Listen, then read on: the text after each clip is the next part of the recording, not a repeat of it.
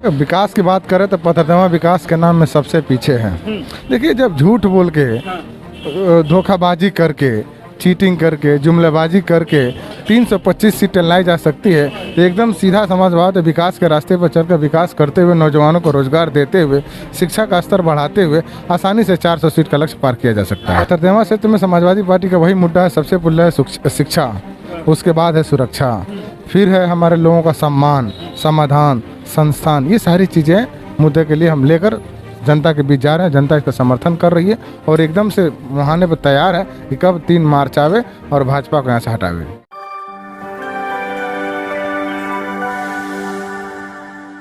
नमस्कार, आदित्य पांडे नाम है मेरा और आप यूपी फर्स्ट देख रहे हैं।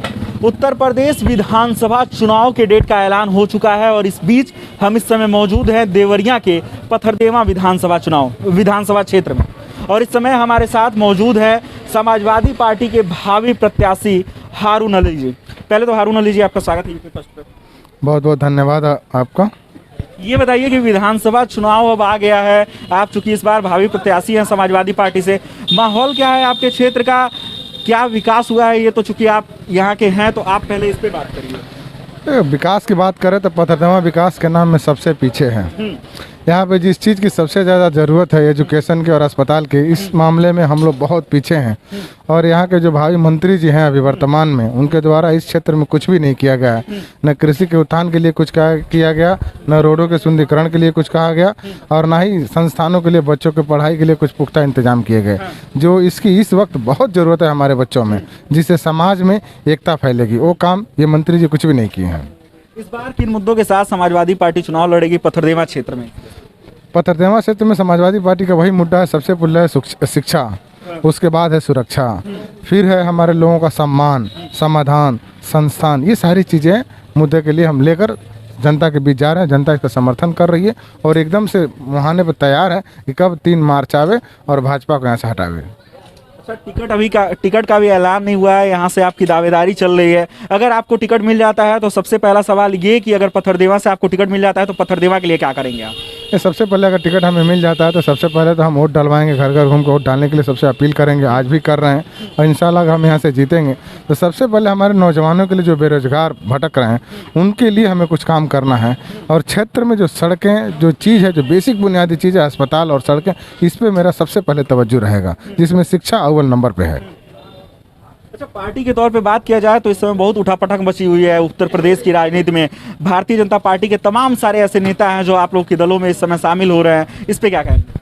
देखिए, जिस तरह से समाजवादी पार्टी के मुखिया माननीय राष्ट्रीय अध्यक्ष श्री अखिलेश यादव जी जिस तरह से मुहिम लेके चल रहे हैं, विजय रथ चल रहे हैं, और जो उनका एकदम सीधा सा सिंपल सा फंडा है, सिंपल सी जो बातें हैं, जो जनता तक घर घर पहुंच रही है, जो 2012 में उन्होंने जो विकास का नारा दिया था और जिस रास्ते पर उन्होंने देश को लेके गए थे, सड़कों का जाल बिछाया था, मेट्रो ट्रेन चलवाई थी, बच्चों के लिए जो लैपटॉप टैब वगैरह बंटवाए थे, जिससे कि डिजिटल इंडिया का शुरुआत हुआ था, वो जब ये सरकार आई तो बंद हो गई।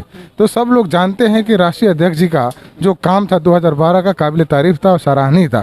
उसी काम को राष्ट्रीय जी दोबारा आएंगे और जहाँ से छोड़ कर गए थे वहीं से फिर शुरू करके लेके जाएंगे। अच्छा, अखिलेश यादव इस समय दावा कर रहे हैं 400 सीटें जीतने का। आपको लग रहा है कि उत्तर प्रदेश की राजनीति में जहाँ पे भारतीय जनता पार्टी पिछली बार इतना ज़्यादा सीट जीती थी, 325 सीटों पे लगभग जीत दर्ज की थी, वहाँ पे 400 सीटें जीतना अपने आप में कैसा सवाल खड़ा करता है? देखिए, जब झूठ बोल के, धोखाबाजी करके, चीटिंग करके, जुमलेबाजी करके 325 सीटें लाई जा सकती है, तो एकदम सीधा समाजवाद विकास के रास्ते पर चलकर विकास करते हुए, नौजवानों को रोजगार देते हुए, शिक्षा का स्तर बढ़ाते हुए आसानी से 400 सीट का लक्ष्य पार किया जा सकता है।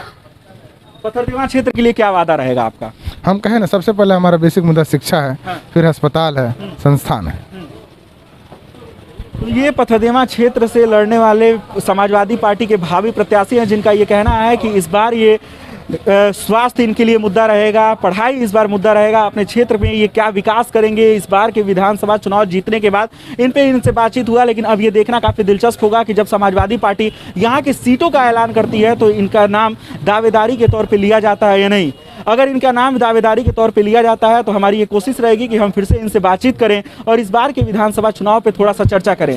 बाकी अगर ये विधानसभा चुनाव जीतते हैं तो ये भी मेरा आप लोगों से वादा है कि जब ये चुनाव जीत जाएंगे तो अगली बार का जब विधानसभा चुनाव होगा तब हम इन तक फिर पहुंचेंगे और इनके इन्हीं मुद्दों पे बातचीत किया जाएगा और ये जानने समझने की कोशिश किया जाएगा कि इन्होंने अपने 5 सालों में कितना विकास किया है।